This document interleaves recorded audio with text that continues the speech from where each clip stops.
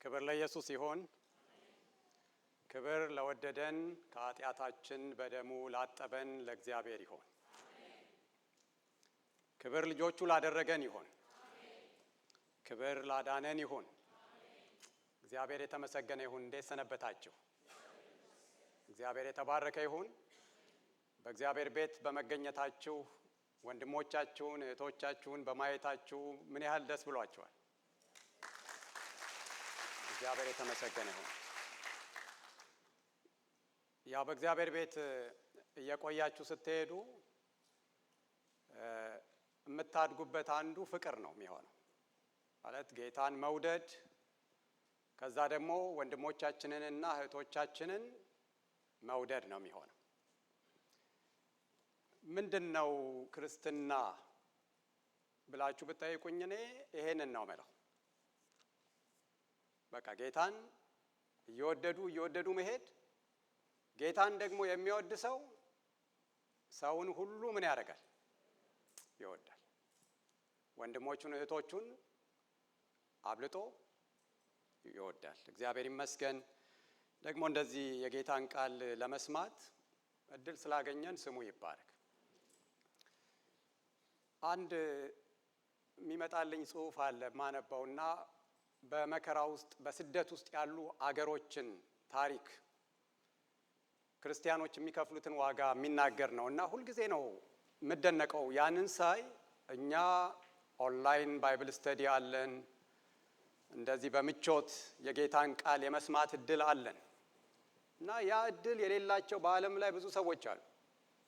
ይህን ሃርድ ኮፒ መጽሐፍ ቅዱስ እንኳን ማግኘት የማይችሉ እና በጣም ሾልኮ እንዴትም ብሎ አንድ መጽሐፍ ቅዱስ እጃቸው ሲገባ በሽሚያ ነው የሚያነቡት። በየተራ አንድ ሰው በግሉ ሊኖረው ስለማይችል እየተቀያየሩ በየተራ ነው የሚያነቡት እና ሽሚያ አለ በጣም። እኛ ደግሞ በከባድ ምቾት ውስጥ ሆነን በልዩ ልዩ አገልጋዮች እግዚአብሔር እያገለገለን ያለው እና ከኛ ብዙ ይጠበቃል እና የጌታን ቃል እንዴት ነው የምንሰማው? በረሃብ፣ በደስታ፣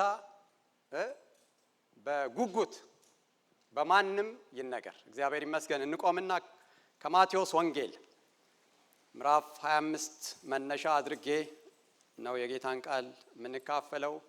ከቁጥር 14 እስከ 30 ያለውን አነባለሁ።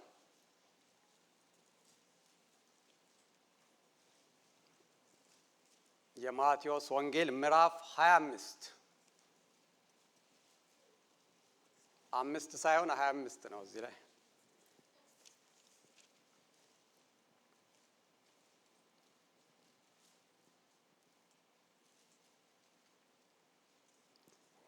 ያው እንግዲህ እኔ ከመድረክ 25ን ሰብካለሁ፣ እነሱ ሚዲያዎች ደግሞ ከዛ 5ን እና ሁለት ስብከት በአንዴ እንግዲህ ትካፈላላችሁ። ምዕራፍ 25 ከቁጥር 14 እስከ 30። ወደ ሌላ አገር የሚሄድ ሰው ባሮቹን ጠርቶ ያለውን ገንዘብ እንደሰጣቸው እንዲሁ ይሆናልና ለእያንዳንዱ እንደ አቅሙ፣ ለአንዱ 5 መክሊት፣ ለአንዱ 2፣ ለአንዱም 1 ሰጠና ወደ ሌላ አገር ወዲያው ሄደ። 5 መክሊትም የተቀበለው ሄዶ ነገደበት፣ ሌላም 5 አተረፈ። እንዲሁም 2 የተቀበለው ሌላ 2 አተረፈ። 1 የተቀበለው ግን ሄዶ ምድርን ቆፈረና የጌታውን ገንዘብ ቀበረ። ከብዙ ዘመንም በኋላ የእነዚያ ባሮች ጌታ መጣና ተቆጣጠራቸው። 5 መክሊት የተቀበለውም ቀረበና ሌላ 5 መክሊት አስረክቦ ጌታ ሆይ 5 መክሊት ሰጥተኸኝ ነበር፣ እነሆ ሌላ 5 መክሊት አተረፍኩበት አለ። ጌታውም መልካም አንተ በጎ ታማኝም ባሪያ፣ በጥቂቱ ታምነሃል፣ በብዙ ሾመሃለው፣ ወደ ጌታ ደስታ ግባ አለው። 2 መክሊትም የተቀበለው ደግሞ ቀርቦ ጌታ ሆይ 2 መክሊት ሰጥተኸኝ ነበር፣ እነሆ ሌላ 2 መክሊት አተረፍኩበት አለ። ጌታውም መልካም አንተ በጎ ታማኝም ባሪያ፣ በጥቂቱ ታምነሃል፣ በብዙ ሾመሃለው፣ ወደ ጌታ ደስታ ግባ አለው። 1 መክሊት የተቀበለው ደግሞ ቀርቦ ጌታ ሆይ ካልዘራህበት የምታጭድ ካልበተንክባትም የምሰበስብ ጨካኝ ሰው መሆንን አውቃለሁ። ፈራው። ሄጄም መክሊትህን በምድር ቀበርኩት፣ እነሆ መክሊትህ አለ። ጌታውም መልሶ እንዲህ አለው፣ አንተ ክፉና ሀኬተኛ ባሪያ፣ ካልዘራሁበት እንዳጭድ ካልበተንኩባትም እንድሰበስብ ታውቃለህን? ስለዚህ ገንዘቤን ለለዋጮች አደራ ልትሰጠው በተገባ ነበር። እኔም መጥቼ ያለኝን ከትርፉ ጋር እወስደው ነበር። ስለዚህ መክሊቱን ውሰዱበት፣ 10 መክሊትም ላለው ስጡት፣ ላለው ሁሉ ይሰጠዋልና ይበዛለትማል፣ ከሌለው ግን ያው ያለው እንኳ ይወሰድበታል። የማይጠቅመውንም ባሪያ በውጭ ወዳለው ጨለማ አውጡት፣ በዚያ ልቅሶና ጥርስ ማፋጨት ይሆናል። እንጸልይ። እግዚአብሔር ቅዱስ አምላክ በጌታችን በመድኃኒታችን በኢየሱስ ክርስቶስ ስም ስለ መዳናችን እናመሰግንሃለን። በዚህ ማለዳ እንደተነበበው ቃል በበደላችንና በኃጢአታችን ሙታን በነበርን ጊዜ ከክርስቶስ ኢየሱስ ጋር ሕይወትን ሰጠህን፣ በጸጋ አዳንከን። አቤት ፍቅርህ ይገርማል፣ ስምህ ይባረክ። ያለማቋረጥ የምንገረምበት ነው ይሄ ጌታ እግዚአብሔር ሆይ፣ ለዚህ የምንበቃ አልነበርንም። እናመሰግንሃለን። ስለ ድነታችን እናመሰግንሃለን። ልጅህን ኢየሱስ ክርስቶስን ስለሰጠህን እናመሰግንሃለን። በሕይወት መጽሐፍ ስማችን ስለተጻፈ እናመሰግንሃለን። መንፈስ ቅዱስን ስለሰጠህን እናመሰግንሃለን። እስራቶቻችን ሁሉ ስለተበጣጠሱ፣ ዕዳችን ስለተሰረዘ እናመሰግንሃለን። የልጅነት ስልጣን ስለሰጠህን፣ የመንግስት ወራሾች ስላደረግከን እግዚአብሔር በጌታ በኢየሱስ ስም እናመሰግንሃለን። ሐዘን በእኛ ዘንድ የለም። ትካዜ፣ ቁዘማ በእኛ ዘንድ የለም። የዘላለም ሕይወት ተሰጥቶን ድነን ከጨለማው ስልጣን አምልጠን ሞላ ጎደለ በሚል ደስታችን አይዋዥቅም። ደስተኞች ነን በመዳናችን። እናመሰግንሃለን። ኢየሱስ አንተ ስላለህን እናመሰግንሃለን። አንተ ያለኸው የጎደለው የለም።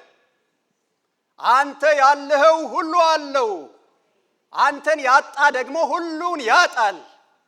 ኢየሱስ ስለተገኘህልን እናመሰግንሃለን።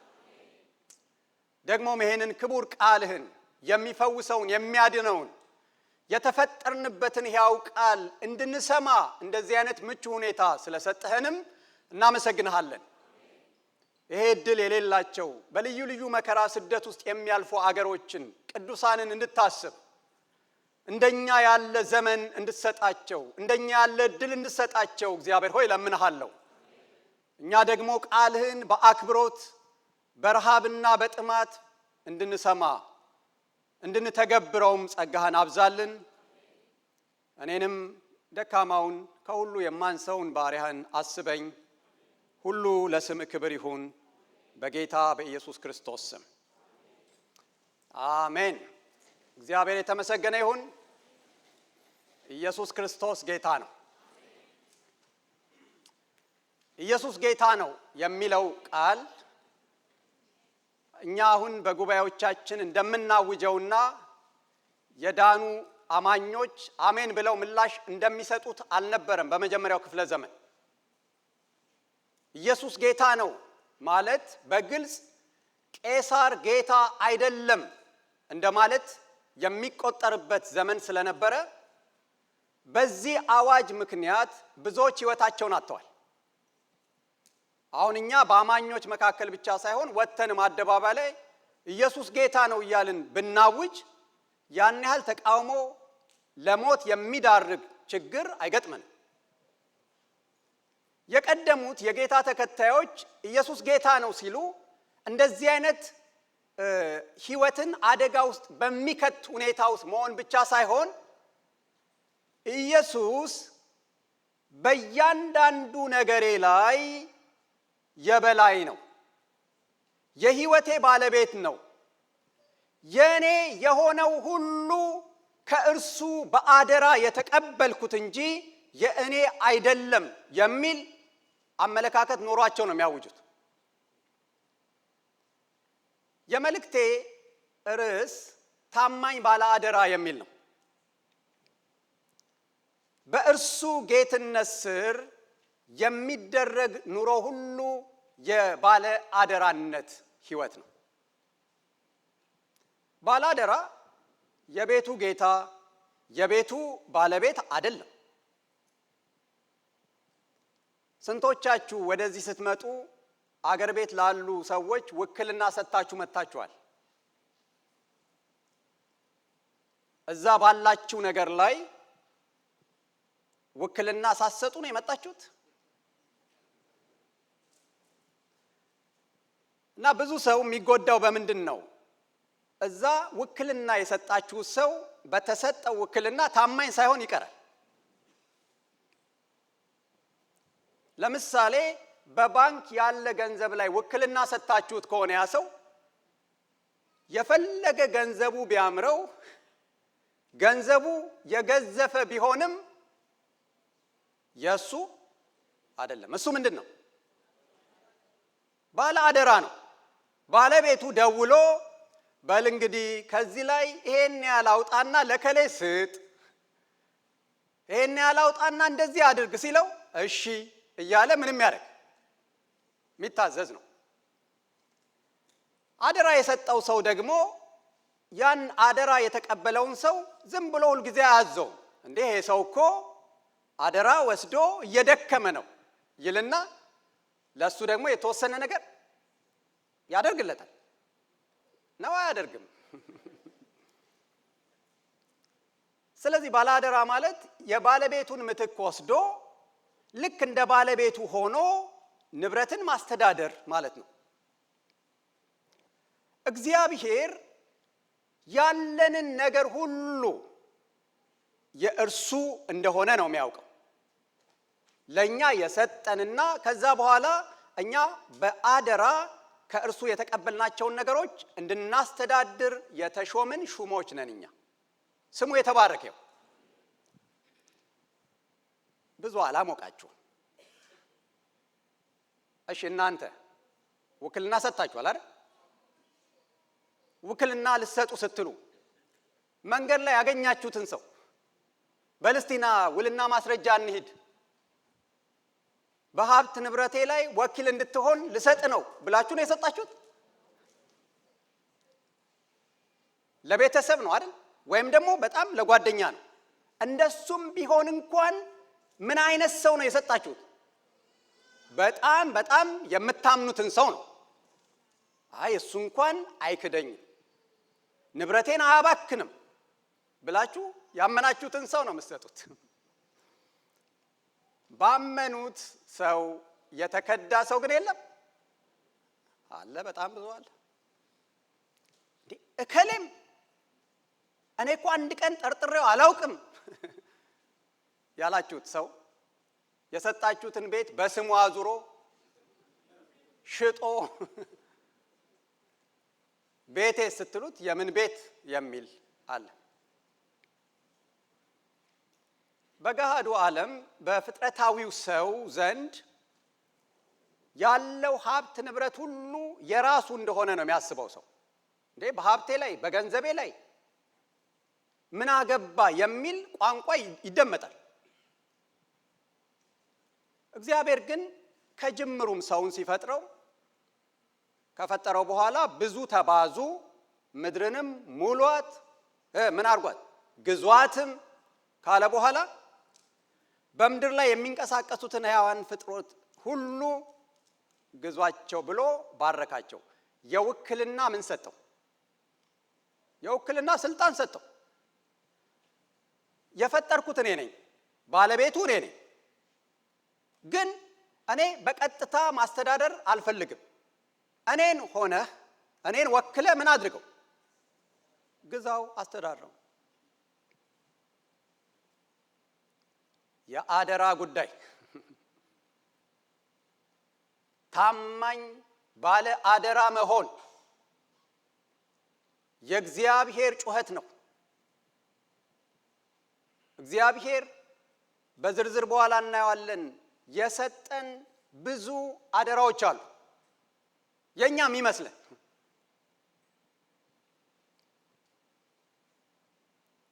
አደራ ምንድን ነው አለ?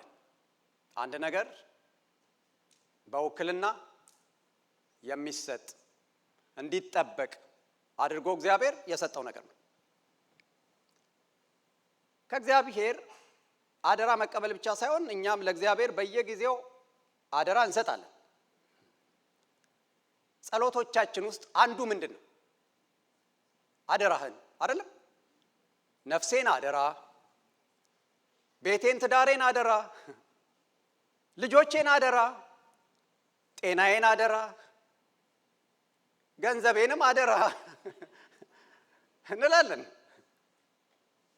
እግዚአብሔር ይህንን አደራ ሰምቶ ታማኝነቱን አሳይቷል። አንድ ሰው ተነስቶ ታማኝነቱን አግድሎብኛል፣ አደራውን አልጠበቀም ሊል የሚችል ተሟጋች ከኛ መካከል ሊኖር አይችልም። እና ዛሬ የደረስከው እኔ አደራዬን አጉድዬ ነው ሊለን ይችላል። ይኸው እየረዳሁ ነው እዚህ የደረስከው ነው የሚለው እግዚአብሔር። ይሄ ያነበብኩት ክፍል የእግዚአብሔር መንግስት አንድ ሰው አገልጋዮቹን ጠርቶ ያለውን ሀብት በአደራ እንደሰጣቸው ትመስላለች ብሎ ነው ማቴዎስ የሚናገረው። ለእያንዳንዳቸው እንደየ አቅማቸው ሰጣቸው ይላል። 3 ሰዎች ናቸው። ለሶስቱም እኩል አይደለም የሰጠው። ለአንዱ 5 ሰጠው፣ ለሁለተኛው ስንት ሰጠው? 2 ሰጠው፣ ለሶስተኛው ደግሞ 1 ሰጠው። በኋላ የሰጠው ይሄ ጌታ ተመልሶ ሲመጣ ከእያንዳንዳቸው የጠበቀባቸው እንደሰጣቸው መጠን ነው።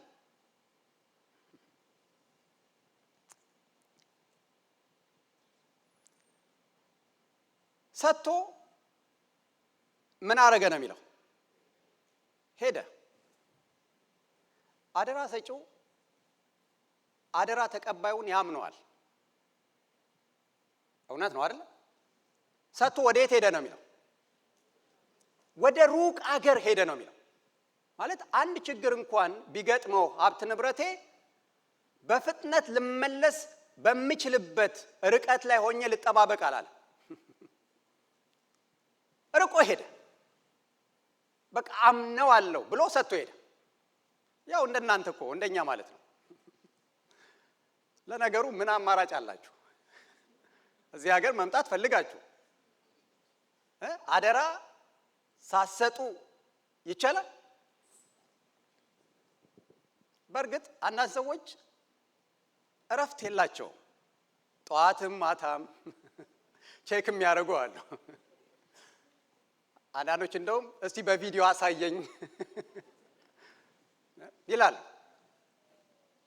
መኖር አለመኖሩን ማረጋገጥ ይፈልጋሉ።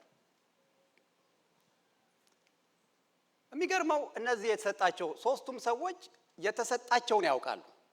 በኋላ ጌታው ቀርቦ ሲጠይቃቸው አልካዱ። አረ የት ሰጠኸኝ አላሉ። ይኸው ጌታ ሆይ 5 የተቀበለው ስንት ሰጠኸኝ ነበር አለ።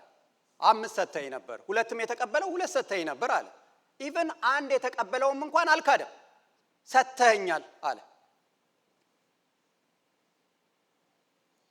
እግዚአብሔር የተባረከ ይሁን። ምን እያልኳችሁ መሰላችሁ? ጌታ ለእያንዳንዳችን አደራ ሰጥቷል። ያደራው መጠን አንድ አይነት አይደለም፣ ይለያያል መጠኑ። የሰጠን እንደየአቅማችን ነው። እግዚአብሔር ፍትሃዊ አምላክ ነው። ማለት ከአቅማችን በላይ የሚሰጠን ኃላፊነት የለም። አሁን አገልግሎታችንን ብታዩ፣ በእኛ ስር እንዲስተዳደር የሰጠንን የገንዘብ መጠን ብታዩ፣ የሀብት መጠን ብታዩ፣ እግዚአብሔር በዛ ልክ ምን አድርጎናል? አምኖን ነው።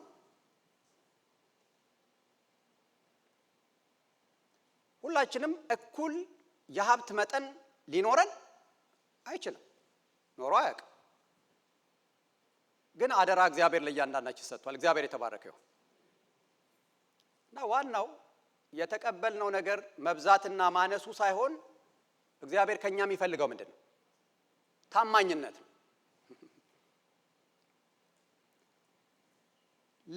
ለአምስት ለሰጠውም 2 ለሰጠውም የሰጣቸው ምላሽ ያንን ያረጋግጣል። ባለ 5ቱም ባለ 2ቱም ጌታ ሆይ ይኸው 5 ሰጥተኸኝ ነበር፣ 5 አትርፌያለሁ፣ 2 ሰጥተኸኝ ነበር፣ 2 አትርፌያለሁ ሲሉ እኔ ብሆን 5 ለሰጠውትና 2 ለሰጠውት እኩል ምላሽ አልሰጥም። ጌታ ግን ለሁለቱም ምላሹ አንድ አይነት ነው። ምን የሚል? አንተ ታማኝ ባሪያ ወደ አባት ደስታ ግባ። እንዴ እኔ እኮ 5 ነው ያተረፍኩት፣ እንዴት ከሱ እኩል አላለም ያኛው? ምክንያቱም በአቅማቸው ልክ ነው የሰጣቸው። እግዚአብሔር የሚፈልገው ዋና ነገር ምንድን ነው? ታማኝነት ነው።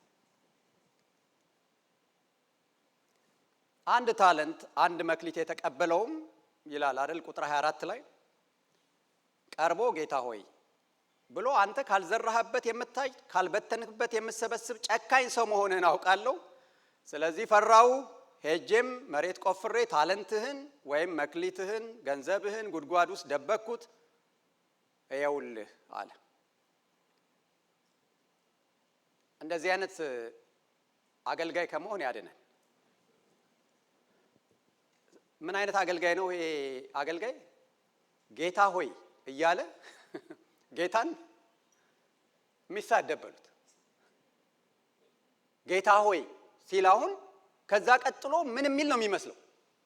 ስለ ጌታው በጎ ነገር የሚናገር ነው የሚመስለው። ካለ በኋላ አንተ ጨካኝ ነህ፣ ያልዘራህበትን ለማጨድ ነው የመጣኸው። ዋው! እግዚአብሔር ይጠብቃል። ግን ስለ ጌታው ያለው ቅንነት የተበላሸ ሰው ስለሆነ ነው እንጂ ጌታው እንደዛ አይነት ነበር አይደለም። ሎጂካል ሆኖ ነው ጌታ ቻሌንጅ ያደረገው ይሄን ሰው። እሺ ልክ ነው ልበል፣ እኔ ካልዘራውበት የማጭድ አይነት ሰው ከሆንኩኝ እንደውም ምንድነው ልታረግ የሚገባኝ ነበር? ካልዘራውበት የማጭድ ካልበተንኩበት የምሰበስብ መሆኔን ታውቅ ኖሯል ብሎ ከጠየቀው በኋላ ታዲያ በመመለስበት ጊዜ ገንዘቤን ከነወለዱ እንዳገኘው ለለዋጮች መስጠት ነበረብኝ። እንዴ የፈራ ሰው ይሄንን መክሊት የሰጠኝ ሰው ጨካኝ ነው፣ ያልዘራበትን የሚያጭድ ነው ብሎ የፈራ ሰው ምንድነው የሚያደርገው? ባያምንበትም ነግዶ ማትረፍ ነበረበት። ሁልጊዜም ችግሩ ያለው ከጌታው አይደለም፣ ከባሪያው ነው፣ ከአገልጋዮቹ ነው። ጌታው ፍጹም ነው፣ እግዚአብሔር የተባረከ ይሁን። የጌታው መልስ ስለ ባሪያው የተናገረው ነው። ልክ ባሪያው ስለ ጌታው ያለው ሳይሆን ልኩ የትኛው ነው? ጌታው ስለ ባሪያው የሚል። አሁን እኛ ስለ እግዚአብሔር የቱንም አይነት ነገር ብንናገር ኔጌቲቭ ነገር ልክ ሊሆን አይችልም። እግዚአብሔር ግን ስለኛ የትኛውንም ኔጌቲቭ ነገር ቢናገር እሱ ልክ ነው። ጌታ ካለክ ማረም ነው የሚያዋጣው፣ ማስተካከል ነው የሚያዋጣው። ጌታው ምንድን ነው ያለው? አንተ ሀኬተኛ ክፉ ባሪያ፣ አንተ ሰነፍ ባሪያ።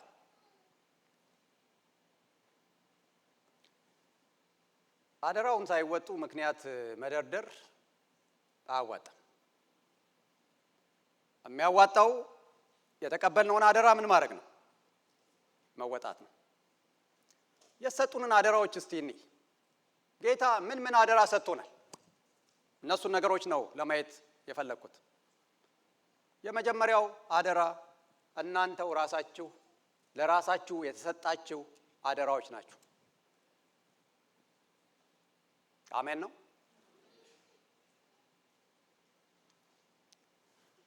እንደዚህ አይነት ልምድ ስላለኝ ነው አሜን ነው እላለሁ። ተስማምቷችኋል ወይ ማለቴ ነው። ጌታ በአንደኛ ቆሮንቶስ ላይ ምዕራፍ 6 በጣም የምታውቁትን ቃል ለመሆኑ ሰውነታችሁ በውስጣችሁ የሚኖረው የመንፈስ ቅዱስ ቤተ መቅደስ እንደሆነ አታውቁምን? ይህም መንፈስ ከእግዚአብሔር የተቀበላችሁት ነው፣ እናንተም የራሳችሁ አይደላችሁም፣ በዋጋ ተገዝታችኋልና። ስለዚህ በሰውነታችሁ እግዚአብሔር ምን አድርጉ? አክብሩ። የመጀመሪያው እግዚአብሔር አለኝ የሚለው ዋና ሀብቱ ሰው ነው። እኛ እያንዳንዳችን በነፍስ ወከፍ የእግዚአብሔር ሀብት ነን። ስሙ የተባረከ ይሁን። ከጅምሩም እግዚአብሔርን ብዙ ዋጋ ያስከፈለው አልታዘዝ እያለ መከራውን ያበላው የሰው ልጅ ነው። በመጨረሻም ሄዶ ራሱን እግዚአብሔርን ያስከፈለው ማን ነው ብትሉኝ የሰው ልጅ ነው። ይሄው ፀሐይ፣ ጨረቃ ከተፈጠሩ ጊዜ ጀምሮ ከዋክብት በእግዚአብሔር ሥርዓትና ትእዛዛት ዝንፍ ሳይሉ እየኖሩ ነው ያሉት። የባህር ሞገዱን እግዚአብሔር ሲያዘው ጸጥ ይላል። ማዕበል ወጀቡን ሲገስጸው ጸጥ ረጭ ይላል አላለም? የሰው ልጅስ እግዚአብሔር በሰጠው እስትንፋስ በእግዚአብሔር ላይ ያመፀ እግዚአብሔር ማን ነው እያለ። ስለዚህ የመጀመሪያው የእግዚአብሔር ንብረት ከእግዚአብሔር የተቀበልነው ሰውነታችን ነው። በዚህ ሰውነት እግዚአብሔር ብቻ እንዲከብር፣ እግዚአብሔር ብቻ እንዲሰለጥን አደራው ምንድነው ካላችሁኝ ኢየሱስ ክርስቶስ እስከሚመጣ ድረስ ይሄንን ሰውነታችንን በንጽህና የመጠበቅ አደራ አለብን።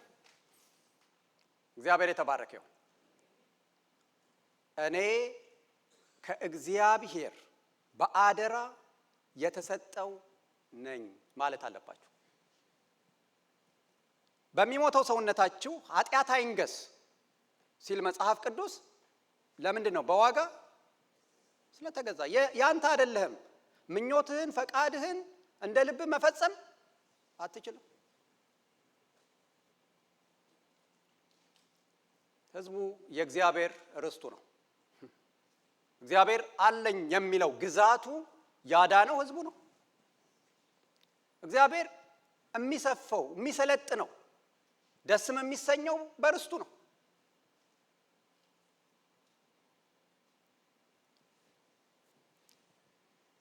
ያው ይሄ ዘመን ትንሽ ያስደነግጣል አይደለ? የሰው ልጅ እግዚአብሔር እንደፈጠረው ረስቶ ወንዱ ሴት ነኝ ይላል። ማለት ሴት መሆን ያምረዋል። በሕክምና ከወንድነት ወደ ሴትነት ለመቀየር ሰው በዚህ ደረጃ የሚደፍረው ወይም ደግሞ ከሴትነት ወደ ወንድነት ለመቀየር በእንደዚህ አይነት በሚዘገንን አመጽ ውስጥ ሰው የሚገባው ምን ስለሆነ ነው? የፈጠረውን እግዚአብሔርን አለማወቅ ነው።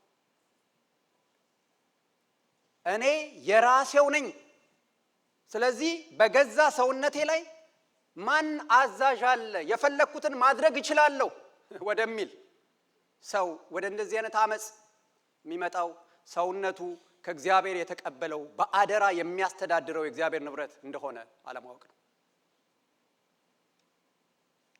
ሰውነታችን የእግዚአብሔር ነው። አሜን ነው። እኛና በእኛ ስር ያለው ቤተሰባችን በሉ፣ ልጆቻችን በሉ፣ ባል ሚስትህ፣ ሚስት ደግሞ ባልሽ ከእግዚአብሔር በአደራ የተቀበልናቸው በታማኝነት እንድናስተዳድር እግዚአብሔር የሰጠን በመጨረሻም የሚያስጠይቀን አደራ ነው። ስሙ ይባረክ። ለምንድነው? ስላመነን። መደነቅ እኮ አለብን። እግዚአብሔር ሆይ እኔን አምነህ ውክልና ሰጠኸኝ፣ እኔን ዘራፊውን፣ ሌባውን፣ አጭበርባሪውን ብለን እኮ መደነቅ አለብን። ምን ማለት እንደሆነ ታውቃላችሁ? ከመንገድ ላይ ነው እግዚአብሔር አግኝቶ ውክልና የሰጠን።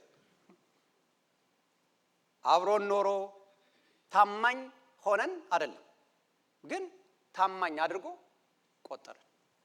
እግዚአብሔር የተባረከ ይሁን። ወገኖች ሆይ ሌላው የወንጌል አደራ አለብን። ጳውሎስ የተሰሎንቄን መጽሐፍ እያነበብን ነው፣ ታውቃላችሁ፣ እያጠናን ነው። ምዕራፍ 2 ቁጥር 4 ላይ ወንጌልን በአደራ ለመቀበል እግዚአብሔር ብቁ አድርጎ እንደቆጠራቸው ሰዎች ሆነን እንናገራለን። ኢየሱስ ሲሰብከው የኖረውን ይሄንን የመንግስት ወንጌል ኢየሱስ ሲሰብከው የነበረው ይሄንን የማዳን ወንጌል፣ የእግዚአብሔር ወንጌል፣ የክርስቶስ ወንጌል በቃ እኔ የሰበኩትንማ እንዴት ይሄ ተራ ሰው ይሰብከዋል? በዚህ ደረጃማ ራሴን ዝቅ አላደርግም ሳይል ለኛ ተራ ለሆነን ሰዎች ይሄንን ክቡር አደራ ሰጠን። ስሙ የተባረከ ይሁን። እንደው ማርቆስ ይህንን የመንግስት ወንጌል ከፀሐይ መውጫ እስከ መጥለቂያው ድረስ በእጃቸው ላከው ይላል። ወንጌልን በአደራ ተቀብለናል። አልተቀበልኩም ሊል የሚችል ሰው የለም። ለሙሉ ጊዜ አገልጋዮች ብቻ የተሰጠ አደራ አይደለም። ይህንን አደራ ችላ ማለት፣ ይህንን መዘንጋት፣ እንዳልተቀበለ መሆን ያስጠይቃል። ወንጌል ታውቃላችሁ በጣም አስቸኳይ መልእክት ነው።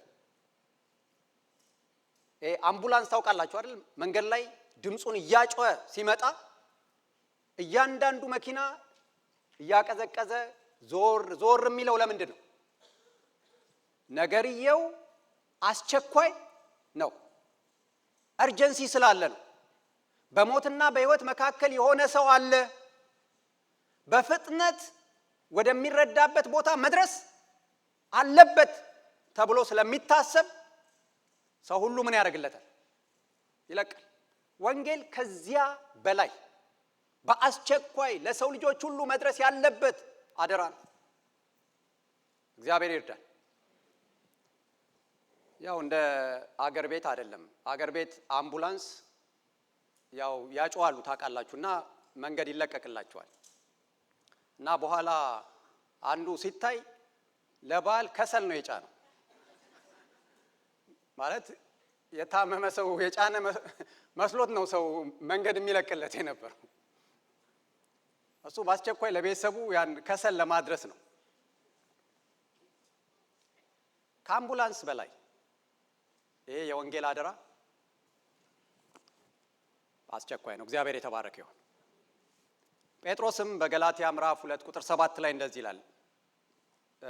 ጳውሎስ ማለቴ ነው። ጴጥሮስ ለተገረዙት ወንጌልን እንዲሰብክ አደራ እንደተሰጠው እኔም ላልተገረዙት ወንጌልን እንድሰብክ አደራ እንደተሰጠኝ ተገንዘቡ። እግዚአብሔር ለጳውሎስ በዋናነት ወንጌልን ለአሕዛብ እንዲነግር፣ ለጴጥሮስ ደግሞ ለአይሁድ እንዲነግር ነው የሰጠው። ይሄ ማለት ወንጌል ዘር ሳንመርጥ ለሰው ልጆች ሁሉ የምንነግረው እውነት ነው። ግን ደግሞ የትኩረት አቅጣጫዎች አሉ። አሁን ለምሳሌ እኔ የማገልገል እድል በዋናነት ያገኘሁት ማንን ነው? እናንተን ነው። አማርኛ ተናጋሪውን ነው፣ አበሻውን ነው እያገለገልኩ ያለው አይደለም። ኢትዮጵያ ያሉ ሰዎች የውጭ ሀገር ዜጎችን ማገልገል ቢፈልጉ ይችላሉ ወይ?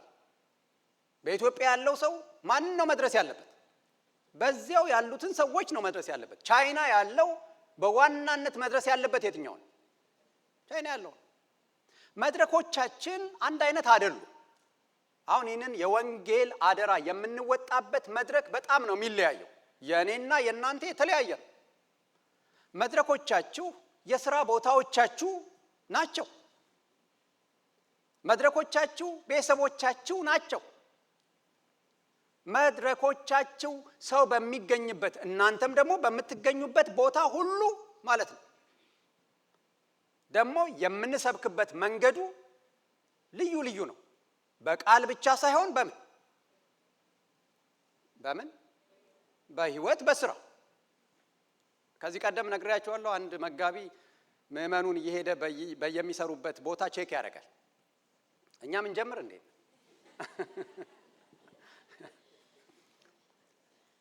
ማለት ይሄዳል። የሚሰሩበት ቦታ አለቆቻቸውን ያወራል። ይሄ ወንድም የቤተ ክርስቲያን አባል ነው እና እንዴት ነው ስራ ቦታው ብሎ ይጠይቃል። አይ ሳያስፈልግ አይቀርም። ተስማምታችኋል አይደል? አንዳንድ ሰው በጌታ መሆኑን ሳይታወቅ ጨዋ ነው። ረጅም ዓመት መስሪያ ቤት ይሰራል፣ ድምፁን አጥፍቶ ማለት ነው። ቤተ ክርስቲያን ላይ አክቲቭ ሆነው ስራ ቦታ በጌታ መሆናቸው የማይታወቁ ሰዎች አሉ። ይሄ ልክ አይደለም። እና ይሄ መጋቢ ጠየቀው አለቃውን፣ እንዴት ነው ይሄ ሰው የቤተ ክርስቲያን አባል ነው ደግሞ እየመጣ ለመጋቢው እኔ እኮ ስራ ቦታ አንድ የቀረኝ ሰው የለም፣ ለእያንዳንዱ ጌታን ነግሬዋለሁ ይለዋል። ያም ደስ ስላለው ነው። በኋላ እንዴት ነው ሲለው አይ በጣም ስለ ኢየሱስ ያወራናል፣ ይነግረናል፣ ግን በእጁም እንዲነግረን ንገረው አለው። በእጁ እንዲነግረን ማለት ስራውንም በትክክል እንዲሰራ ማለት ነው። በአፉ እየተናገረ ግን የሚያለግም አይነት ሰው ስለሆነ ኢየሱስን በስራው ሊያሳየው አልቻለም። ስለዚህ ይሄንን አደራ የምንወጣበት መድረኩም መንገዱም ምን ያለ ነው? በጣም የተለያየ። ይሄንን እድል እንጠቀም። ሰው ሁሉ እዚህ መድረክ ላይ ወጥቼ ካልሞትኩ ማለት የለበትም። ማለት የመጨረሻ በቃ የእድገት ጥግ ይመስለናል። በኤቫንጀሊካል ቸርች አንዱ መታረም ያለበት ስለ አገልግሎት ያለን ማይንድሴት ነው። ይሄም ካልተሰጠ ከባድ ነው። የሰጠውም ሰው ደግሞ ያስጠይቀዋል። አይደለም? እውነት ነው፣ የሚያስጠይቅ ነው። ሁላችን በእንደዚህ አይነት መድረክ የእግዚአብሔርን ቃል ላናገለግል እንችላለን። ይሄ መድረክ ተዘግቷል ማለት ግን ሌሎች መድረኮች የሉንም ማለት አይደለም። ሶስተኛው ከእግዚአብሔር የተቀበልነው አደራ የጸጋ ስጦታዎቻችን ናቸው። የወንጌል አደራ በዋናነት የት ላሉት ነው? በውጭ ላሉት። የጸጋ ስጦታዎቻችን ደግሞ ለአካሉ ጥቅም፣ ለቤተ ክርስቲያን፣ ለወንድሞቻችን፣ ለእህቶቻችን መታነጽ እግዚአብሔር በአደራ የሰጠን ነው። ስሙ የተባረከ ይሁን። ጴጥሮስ ምዕራፍ 4 ቁጥር 10 ላይ እንደ ታማኝ የእግዚአብሔር ልዩ ልዩ መጋቢ እያንዳንዱ ሰው በተቀበለው የጸጋ ስጦታ ሌላውን ያገልግል። እያንዳንዱ ምን ባለው? በተቀበለው በተሰጠው የጸጋ ስጦታ ራሱን ያገልግል ይላል አይደል? ማንን ያገልግል? ሌላውን ያገልግል። አያችሁ፣ አልተቀበልኩም ማለት አንችልም። የተቀበልኩትን የተሰጠኝን አላወቅኩም ማለት ከሆነ ጌታን መጠየቅ ያስፈልጋል። ጌታን ብቻ ደግሞ ሳይሆን በዙሪያችን ያሉትን ወንድሞቻችንን እህቶቻችንን እኔ ምልህ እንደው እኔ ላይ ምን ጸጋ ያለ ይመስልሃል ማለት ጥሩ ነው። የመጀመሪያው የተሰጠንን የጸጋ ስጦታዎች የምናውቀው እኛ ነን። ቀጥሎ የሚያውቀው ማን ነው? በዙሪያችን ያለው ሰው ነው የሚያውቀው። የተቀበላችሁትን የጸጋ ስጦታ ሰዎች ግን እንዲያውቁላችሁ ወደ ቅዱሳን ጉባኤ መምጣት አለባችሁ። የጸሎት ቦታ መምጣት አለባችሁ። የመጽሐፍ ቅዱስ ጥናት ውስጥ መግባት አለባችሁ። ደግሞም ያልተሰጣችሁን ሰዎች ተሰጥቷል ካሏችሁ አይ እሱ አልተሰጠኝም በሉ። እኔ አንድ ጊዜ የመጽሐፍ ቅዱስ ጥናት ላይ አንድ ወንድምን በደንብ አላውቀውም፣ ግን ሳየው በቃ ጥሩ መጽሐፍ ቅዱስ አስጠኝ መሰለኝ። መቼም ምን ስተው እኮ በመሰለኝ ነው አንዳንዴ። በቃ መሰለኝና መጽሐፍ ቅዱስ ታስጠናለህ አልኩት። እኔ አለኝ ደንግጦ። አዎ አንተ አልኩትኝ። ከዛ ቀለደብኝ። በኦሮምኛ አንድ አባባል አለ አለኝ። ምንድን ነው ስለው አንድን ሰው እንዲሞት ከፈለክ ጀግና ጀግና እያልክ ወደፊት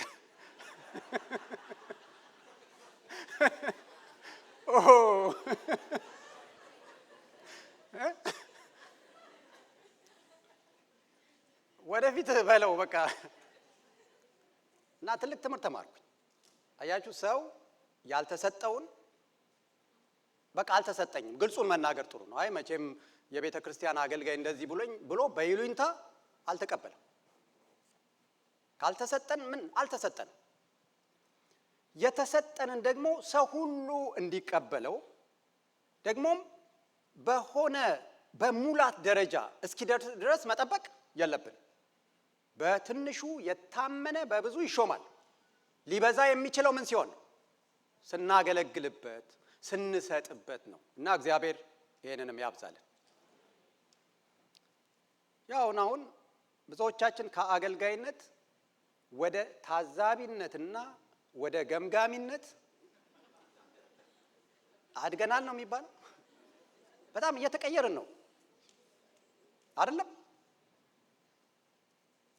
የሚያገለግል ሰው ነው ለስህተት የሚዳረገው የሚያጠፋው፣ ግን እያጠፋ እየታረመ እየወደቀ እየተነሳ በእግዚአብሔር ጸጋ እያደገ ይሄዳል።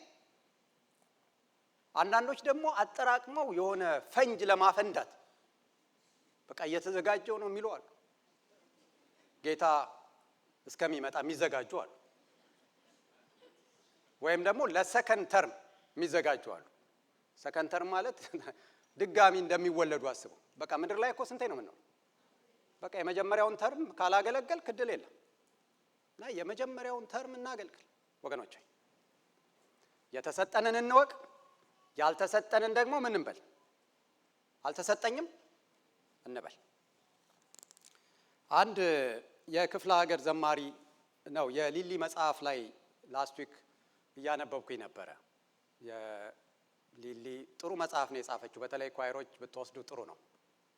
እና የክፍለ ሀገር ዘማሪ ነው፣ በጣም ተወዳጅ የሆነ ዘማሪ ነው አለች። እንግዲህ የየትኛው ክፍለ ሀገር እንደሆነ አልጠቀሰችም፣ ደስ የሚለው። ስለዚህ በየትኛው ቋንቋ እንደሚዘምር አልተናገረችም። ስለዚህ እንዳትጠረጥሩ የኔን ነው ምናምን እንዳትሉ። በኋላ ሰዎች ጎተጎቱት አለች። እንዴ አንተ እኮ በጣም ድንቅ ዘማሪ ነህ፣ ደግሞም እውነትም ዘማሪው በዛ በሚዘምርበት ቋንቋ በጣም ተወዳጅ ዘማሪ ነው እና በአማርኛ እኮ ብትዘምር በጣም ብዙ ሰው ይሰማሃል ብለው ሲጎተጉቱት አንድ መዝሙር ጻፈ እና የጻፈው መዝሙር ጌታ ኢየሱስ ጨምዳዳ ሕይወቴን በጋለ ካውያ ልምጥጥ አድርጎ ተኩሶታል የሚል።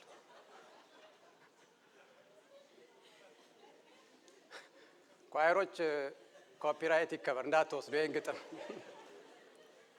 ምን ብሎ ነው የጻፈው? ጌታ ኢየሱስ ጨምዳዳ ሕይወቴን በጋለ ካውያ ልምጥጥ አድርጎ ተኩሶታል። አያችሁ ሰው ያልተሰጠውን ማለት ነው። እሱ ድንቅ የሆነ እግዚአብሔር በሰጠው ቋንቋ ድንቅ የሆነ ምን ነበር? ዘማሪ ነው የነበረው። ሰዎች ጎተጎቱትና መዝሙር አይሉት ዘፈን ገጠመ ማለት ነው። እና ሲሪየስ ነው ልላችሁ ነው። ሰው የተሰጠውን ጠንቅቆ ማወቅ አለበት። ጌታ ከእያንዳንዳቸው በሰጣቸው መክሊት መጠን ነው የፈለገባቸው። የምንጠየቀው በተሰጠን የጸጋ ስጦታ ነው። ጌታ ራሱ ምንድን ነው ያለው ሲጨርስ? አባት ሆይ በምድር ላይ የሰጠኸኝን ስራ ፈጽሜ አከበርኩ። በቃ ካልተሰጠን አንጠየቅበትም። አሁን የአገር መሪነት አልተሰጠንም። እኛ በአገር ጉዳይ ልጠየቅ አልችልም። አገር አስተዳድር አልተባልኩም። ባለመጸለይ ግን ልጠየቅ እችላለሁ። እና የተሰጠንን ማወቅ ጥሩ ነው። በዚያ ግን እንደምንጠየቅ እርግጠኞች እንሆን። ሌላው እግዚአብሔር የሰጠን አደራ ሀብት የማስተዳደር አደራ ነው። ልጄ ብሩን የማስተዳደር አደራ ተሰጥቶናል። ሉቃስ ምዕራፍ 16 ከ1 እስከ 2 ላይ ኢየሱስ ለደቀ መዛሙርቱ እንዲህ አለ። አንድ ሀብታም ሰው አንድ መጋቢ ነበረው። ይኸው መጋቢ የሀብታሙን ሰው ንብረት እንደሚያባክን ለዚሁ ሀብታም ሰው ወሬ ደረሰው። ስለዚህ አስጠራውና ይህ የምሰማብህ ነገር ምንድን ነው?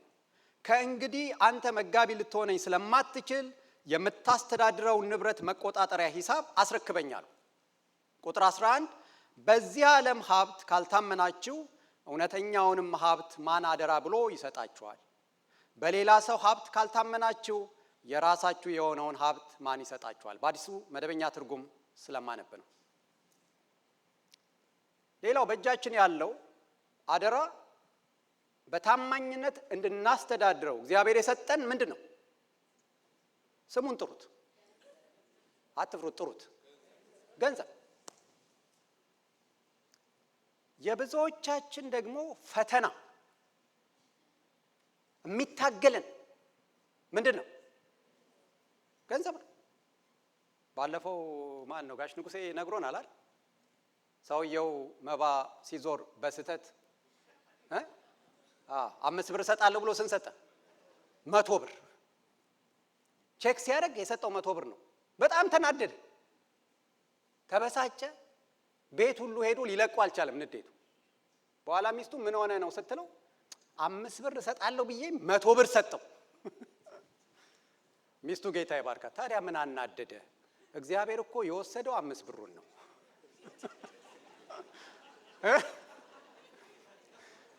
ጌታ ስንቱን ነው የወሰደው? 95ቱን ምን ብላል? ከስራ። ገንዘቡ የማን ነው? የጌታ ነው። አያችሁ፣ አሁን ላለመስጠት በቤተ ክርስቲያን መካከል እንኳን የሚነሳውን ክርክር አስቡት። አስራት አዲስ ኪዳናዊ ነው አይደለም የሚል ክርክሩ። አሁን ለመስጠት ይህን ያህል መሰቃየት የለብንም። ያው መስጠት ካልፈለግን ማን ያስገድደን? የሚሰጥ በልግስና ይስጥ። ደግሞ እግዚአብሔር ደስ የሚለው እንደ መንግስት ቆርጦ መስጠት አይችልም ነበር? አሁን መንግስት ሰጥቶ ነው ታክስ አምጦ የሚላችሁ? ቆርጦ፣ ምክንያቱም አያምነንም። ቆርጦ ነው የሚሰጠን። አንድ ቸርች ሰምቻለሁ። ሲኒየር መጋቢው በስሩ ያሉትን አገልጋዮች 10% ወስዶ ነው እንዲከፈላቸው የሚያደርገው አሉ። ያም ልክ አይደለም። እግዚአብሔር የራሱ ገንዘብ ቢሆንም ትረስት ስላደረገን ከሰጠን በኋላ እንድንሰጠው ነው የጠየቀን። መስጠት አለመስጠታችንን ቼክ ማድረግ ይፈልጋል። 10% የኔ ነው አለ በብሉይ ኪዳን። በቃ 10ን ስጡኝ፣ ይሄ ደግሞ እኔ እናንተን የምባርክበት መንገድ ነው። በ90 ኑሩ አለን እግዚአብሔር። እግዚአብሔር በ10 እንድንታመን ይፈልጋል። 90ንም እንደሚገባ እንድናስተዳድር ይፈልጋል። እና በጣም የሚገርማችሁ የመስጠት ትራንዛክሽን ከሰው ጋር ከቤተ ክርስቲያን ጋር የሚገናኝ አይደለም። በቤቴ መብል እንዲኖር 10ቱን ወደ ጎተራ ያስገቡ ነው ያለው እግዚአብሔር። እግዚአብሔር መብል ይበላል እንዴ? የገባውን ምግብ በዛን ጊዜ ከምርቶቻቸው ሁሉ ነው የሚያወጡት። ታውቃላችሁ። ማን ነው የሚበላው? ካህናቱ ነው የሚበሉት፣ አገልጋዮቹ ነው የሚበሉት። እና የሚሰጠው ሰው ከአገልጋዩ ጋር ያለው ግንኙነት ሲበላሽበት ያንን መከልከል ይችላል። ምክንያቱም መብል ይሆን ዘንድ አምጣ ያለው አገልጋዩ ነው። ማን ያለው? እግዚአብሔር። እግዚአብሔር አምጡ ካለ በኋላ አገልጋዮቹን ደግሞ ይሄ 10%ቱ የእናንተ ድርሻ ነው፣ እናንተም ከ10%ቱ ደግሞ 10 አውጡና ይሄንን ብሉት አለ። ስለዚህ ሰጪዎቹ እንዴ የሰጠነው ነገር በዛ ተትረፈረፈ፣ አገልጋዩም ከመጠን በላይ ወፈረ ማለት አይችሉም። አምጡ ያለው ማን ነው? እግዚአብሔር። ዛሬ ንስሐ ትገባላችሁ። ከቤተ ክርስቲያን አገልጋዮች ጋር መሪዎች ጋር ችግሩ ስትገቡ አስራት የምትከለክሉ ሰዎች ማለት እንዲህ የምታደርጉ ሰዎች የገንዘቡ ባለ አደራዎች ሳትሆኑ ምንድን ናችሁ? ባለቤቶች። ባላደራ ከሆነ ባላደራ ምንድን ነው የሚለው? የገንዘቡ ባለቤት አድርግ ያለውን በአደራ ምን የሚያደርግ የሚሰጥ ነው። ባለቤት ከሆነ ግን እሱ ራሱ ከልካይና ሰጪ ይሆናል ማለት ነው። የትኛውም መስጠት እንደውም በአዲስ ኪዳን ደግሞ ጀነረስሊ እንድንሰጥ ነው የሚያሳስበን እና እግዚአብሔር በእጃችን የገባውን ገንዘብ የኔ ገንዘብ ነው፣ በአደራ በእናንተ እጅ የሚተዳደር ነው፣ በታማኝነት ምን አድርጉት? አስተዳድሩት። አሜን ይሁንልን። ከሰው ጋር አይገናኝም። በጣም የሚገርማችሁ ዳዊት ዓለምና በውስጧ ያለውም ሁሉ የእኔ ነው ይላል እግዚአብሔር ብሏል። የኔ የምንለው ነገር እንዲኖረን እግዚአብሔር አይፈልግም።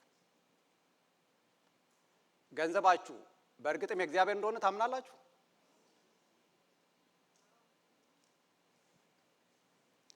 እግዚአብሔር ቴስት ያደርገናል። ክርስትና እኔ አንዱ የሚለካው ከገንዘብ ጋር ባለ ጉዳይ ነው። የሚገርማችሁ በጣም ጌታ የነካው ሰው የተለወጠ ሰው አንዱ የሚሆነው ከገንዘብ ጋር ይፋታል። በመስጠት ጉዳይ የማይቸገር ነው የሚሆነው። ደግሞ መስጠት እድል ነው። እኔ ድሮ የሚመስለኝ የሚቀበሉ ሰዎች ነበሩ እድለኛ የሚመስሉኝ። አሁን ሳይ ለካስ እድለኛው የሚሰጥ ሰው። ምክንያቱም የሚቀበል ሰው ባይኖር ትሰጣላችሁ። ጌታ የአገልግሎት በር እንደከፈተላችሁ ማሰብ መቻል አለባችሁ።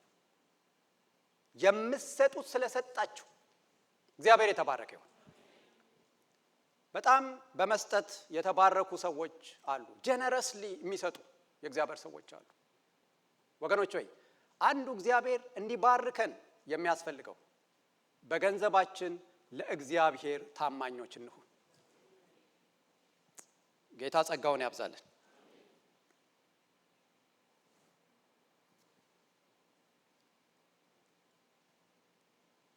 ስለዚህ አስራትም ቢሆን ለማን ነው? ለእግዚአብሔር። ይሄን ሰባኪው ራሱ እኔ ጌታን በጣም የምማጸነው አንዱ እግዚአብሔር በዚህ ህይወት እንዲባርከኝ ነው። በመስጠት ውስጥ ያለው ደስታ፣ በመስጠት ውስጥ ያለው እርካታ፣ በመስጠት ውስጥ ያለውን በረከት ወገኖች ሆይ አልተለማመድነውም ገና።